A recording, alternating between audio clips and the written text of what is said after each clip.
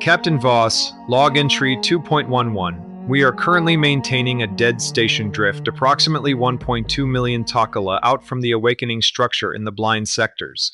Elder Valen assures me this is a safe observational distance.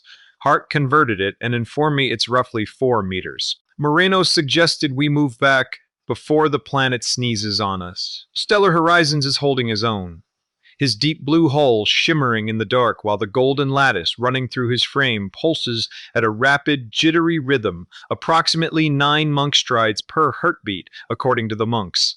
Calder asked them to stop measuring things in monk strides. They refused, politely, which somehow made it worse. On long-range comms, Solace's solid gold hull is reflecting the purple beacon light from the other side of the ridge. The cosmic lighthouse hasn't just turned its lens on us, it's beginning to emit a low-frequency gravitational pull, measured at 43,000 Vekala, which, after conversion, is... Look, I don't know. It's a lot. It's pulling us in. That's the important part. Chief Calder is currently in main engineering trying to stabilize our vector dampeners. She says they're drifting by half a deep measure, which could mean anything from a gentle wobble to catastrophic implosion depending on which monk you ask. For the first time since we left the academy, Jax Rennick is actually listening to her instructions without trying to convert the readings into Takala or turn a primary circuit board into a personal toaster. It's a small miracle, measured at exactly 1 path span of relief, according to Elder Valen. I have no idea what that means. I'm done pretending I do. From this point forward, all measurements in this log will be in standard units, because I refuse to let a planet with spiritually inconsistent math kill me. End log. The door swings wide. The ancient beacon pierces the uncharted void, calling out to the terrors that sleep between the stars, but before the crew can confront the existential dark, they must first survive basic medical diagnostics. On the main bridge, the deep blue structural beams of the ship are still dripping with the remaining humidity of the flume run. Dr. Moreno is scanning Ensign Brant's eyes with a tiny medical pen light. Captain, we need to get Ensign Brant to the primary clinic immediately. The clinic? What is it? It's a specialized medical facility where doctors diagnose and treat physical ailments under controlled, sterile conditions. But that's now important right now. The flash from that planetary interface was incredibly severe. Ensign Brant's retinas are extremely inflamed. Captain, his sensory receptors are down by 40%. Milo, squinting through his swollen eyelids, blindly reaching for his console. I can still run the boards, Doc. Look, I'm currently tracking the beacon's gravitational output. Milo aggressively taps a completely blank piece of plastic casing on the side of his chair, nowhere near the actual touchscreen.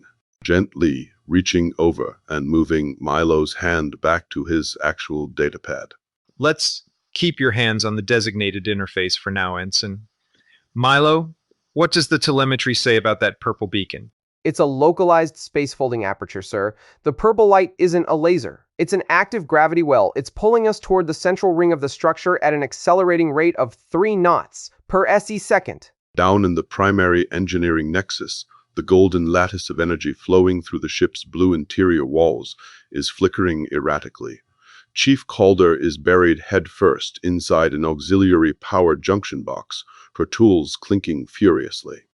Rennick! The secondary cooling line is about to rupture from the external gravitational drag. I need an immediate cross-phase bypass on the liquid nitrogen conduit. Instead of his usual frantic, distracted scrambling, Jack stands perfectly still before the main distribution terminal. His eyes are wide, but his hands are remarkably steady. He isn't looking for spare parts to build a gadget. He is staring at the raw algorithmic data streams flashing across the display. Jax replies, calm, focused, his tone surprisingly level. Chief, a standard cross-phase bypass won't hold. The gravitational pull from the beacon is operating on a non-Euclidean frequency. If we use nitrogen, the pressure will freeze the manifold instantly and crack the main blue housing. Calder slides out of the junction box on her back, blinking in pure disbelief.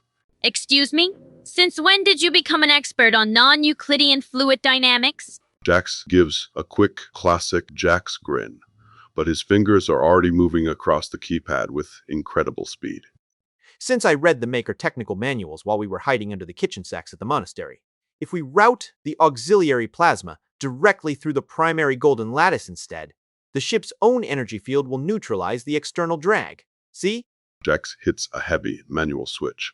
The erratic flickering in the golden veins along the walls instantly stabilizes into a smooth, brilliant, controlled hum.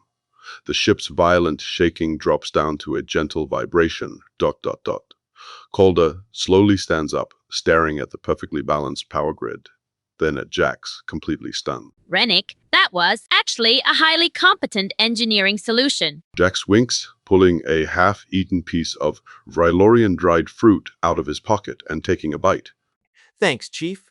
Don't worry, I still used the spare copper wiring to fix the galley's blender. We have 40% more torque on the smoothie setting now. Calder wipes a streak of oil off her forehead, a tiny sigh of relief escaping her lips. Progress, small, terrifying pieces of progress. Back on the main bridge, the view screen displays the majestic, solid gold hull of the Solace, drifting alongside them. The two ships look like a pair of contrasting cosmic jewels, one deep sapphire blue with veins of moving gold light, the other a solid, polished amber sun. Yorn, do you copy? Our engineering team just managed to balance our vector drift, but the structure's central aperture is widening. John's voice is projected over the central holoplate. We see it, Voss. The Solace is firing its reverse thrusters at maximum capacity, but our solid gold hull is acting like a giant magnetic sail against this purple light. It's dragging us forward. They can hear Archivist Lethos' voice in the background of John's transmission as he holds an ancient stone tablet. Captain Voss, you must understand. The open door does not seek to destroy us. It is a threshold to the outer dark. The makers didn't build this to keep things out. They built it as a transit dock for the entities that live between the sectors. Milo suddenly shouts as his sensor board lets out a high-pitched, terrifying alarm. Captain, I've got a massive spike in localized mass displacement. Something is coming through the center of the purple aperture.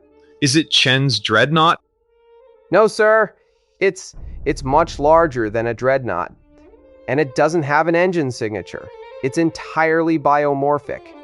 Out in the dark void of the blind sectors, the center of the giant crystalline flower ripples like a black pool of oil.